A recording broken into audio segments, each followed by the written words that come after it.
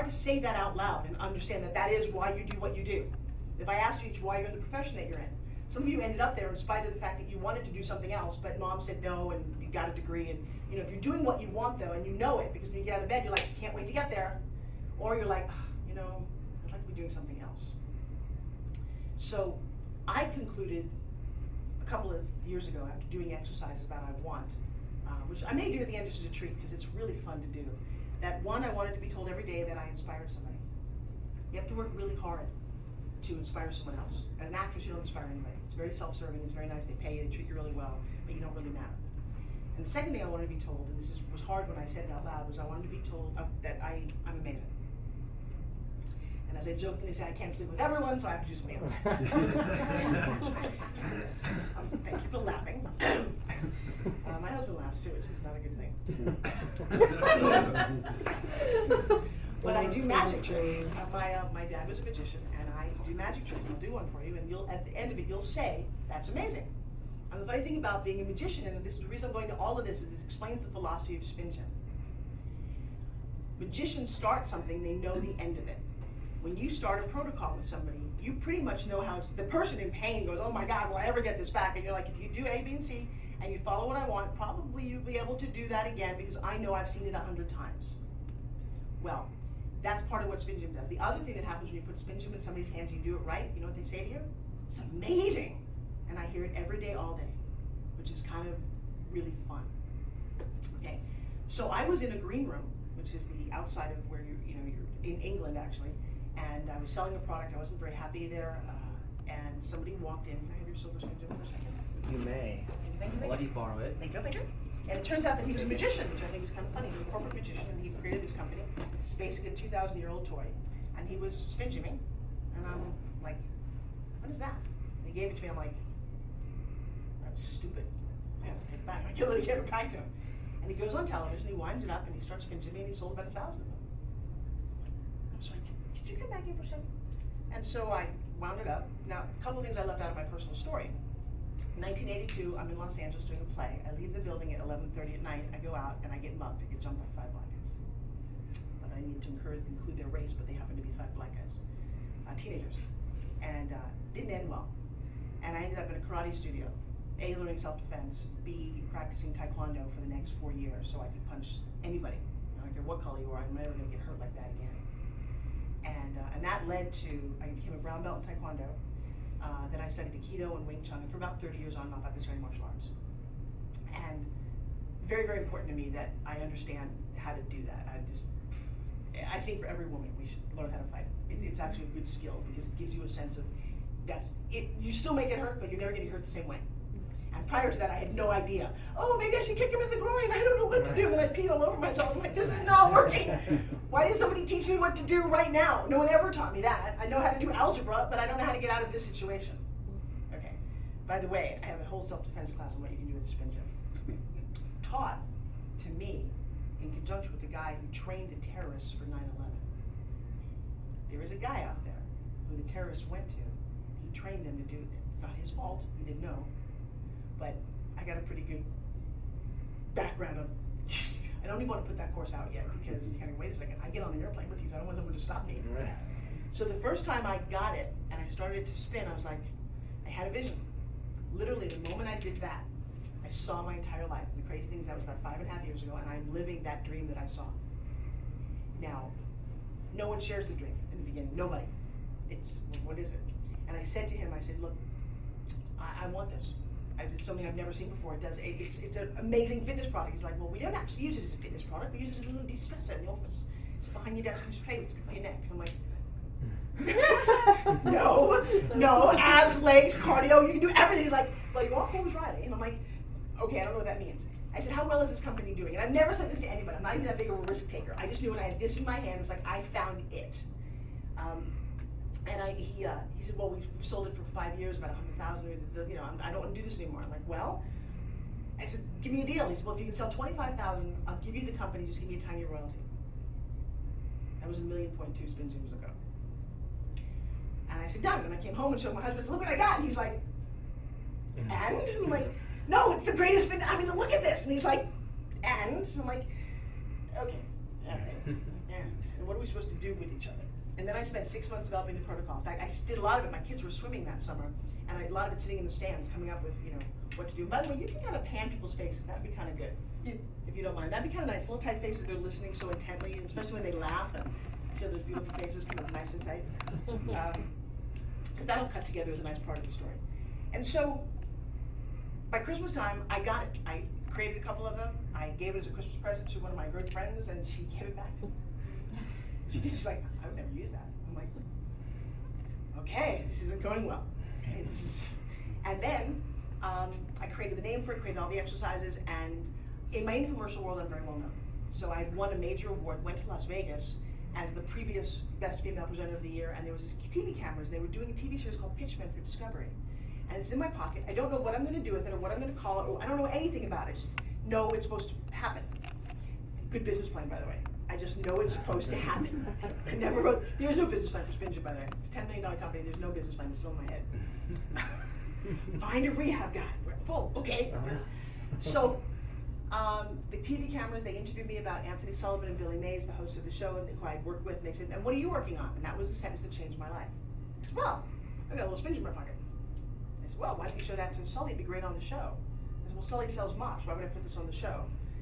Turns out what they did was they found a product, and then they did an infomercial for it. Billy Mays hosted all of them. Let's just say it didn't work out really well for me.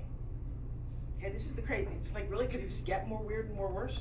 Turns out they were doing 13 episodes, and Billy Mays, the guy, hosted all 13. Oh, except the one that Forbes Riley was going to host.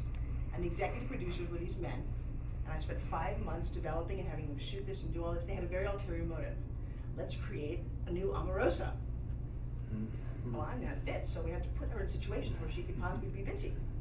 Like, for example, I gave the guy in England, I said, look, it's $19.99. It's the lowest that he can. He said, I don't want you to go lower than that anywhere in the world till you have all the rights. And I didn't have them at that moment. And so we're standing in front of the video camera, and I'm like, oh, for the chest, we're doing the infomercial. For the chest, it's the best. I'm like, why am I saying that? Well, no, Forbes, you have to do that in a 2-minute spot. I'm like, no, I don't. Yes, you do. We're right. This, yeah, okay, I'll do that. And then for $29.99. And then he said, for $19.99. And it says $9.99. Guys, I can't say $9.99. What do you mean you can't say $9.99? You don't say $9.99, you can't be in the show anymore. I'm like, but I can't say $9.99. Well, if we want to dump the inventory, and now we're in a huge fight. They set that up. Reality television is not reality. I don't know that. When they edit and air it, oh, and then they showed me a plastic version of this. They made it for $1. I was making these for $8.50. And I said, I've never put my name on a piece of cheap plastic crap that you sell for $9.99. Somehow they edited videotape. I didn't know you could do that. Yeah, and it pretty much said I would never sell anything for $9.99. So now I look like a greedy bitch, which is pretty much what 3,000 people on YouTube said the next morning. And I probably should have packed my bags and gone home. And I turned to my husband and I said, you know what? I have the greatest fit. They're all wrong. Now that's kind of weird. Why would you say to everybody, they're all, and I cried on national television. It was a horrible experience. Except for the fact, at the beginning of the show, it's funny, when a movie starts great, like Titanic, it ends bad, Rocky starts bad and ends good. Well, in the whole first half of the show, like, Forbes is the greatest pitch woman, she's this. It was a beautiful thing about my dad being an inventor, and it was wonderful until it wasn't. And I said, no, I'm sorry, they still don't get it. So I mortgaged my house and everything I had, pushed in all of my chips. In fact, have you done any research on me at all? Do you know, watch the videos? Let me just show you a couple of things, and then I will get to the meat of this. Because it's just important when you're talking about SpinGym, because I think you guys are at the beginning of something that's really huge. So I'm going to give you a little bit of this background. I don't normally do this in a class, although no one's ever stopped me from talking about myself. That's fortunately. All right, here's another crazy thing. I have a whole thing about fake it till you make it. Is Facebook had just happened. And I love this thing so much. The way I talked about it, the way I communicated, was a lot bigger apparently than what was really happening. So my company, I'd launched on home shopping, and we did 5,000 units the first whatever, and I talking about I sold 12,000 units in a day, which by the way in home shopping world is not very much at all. But for me it was big, and I kept talking about this. So the phone rings one day, and it's Forbes magazine and E! Entertainment. And they said, well, we hear that you're this multi-million-dollar entrepreneur. Okay. Do you have an art collection, a card collection? I'm like, why? Well, we'd like to come and film you. We're doing this whole 1-hour TV special on multi-million-dollar people. Entrepreneurs. Skull Candy, Silly Bands, which is at its height. Carol's daughter, we want you to be the 4th one. Can we come down and film your, what do you have? I'm like, well, you'll see what I have. I have a lot of shoes. And not because I wasn't that person. In fact, you need to know this. When you watch this, the car in that, the little 2-seater Jag, is my next door neighbor's because I was driving a Prius. Fake it till you make it. So if you haven't seen this, it's just a good. There's somebody who wants to talk to me. She's the face that launched 1,000 products. TV pitch woman, Forbes Riley. My whole goal is to inspire people to live a better life. And I get to do that through products. Forbes knows a good idea when she sees one. And you don't have to film this part. You can have it cut for a second. Well, Oh, you can't know what yeah, I think it'd be easier for you to use if it's not cut. $1 billion selling other people's products. The former Miss I'm Teenage sorry. New York struggled with her Yeah, weight yeah. for years. But Forbes' greatest success came when she found an undiscovered product that hit close to home. This is an award-winning German design. It was built as a 5-minute workout over in England. When Forbes Riley found the SpinGym, it was being sold by someone else. It wasn't doing particularly well. Still, Forbes believed in the tiny exercise gadget and was convinced she could sell it. We had to mortgage our house, our kids' education. I put everything on the line to be able to order my first round of SpinGyms. And, you know, bless my husband for looking at me saying, I believe in you. Forbes did what she does best. She pitched her product at her local grocery store and hair salon. She even hawked the SpinGym out of the back of her car. So what you have here is an example of somebody who could sell ice to Eskimos. I mean, this woman can sell. Don't you love this?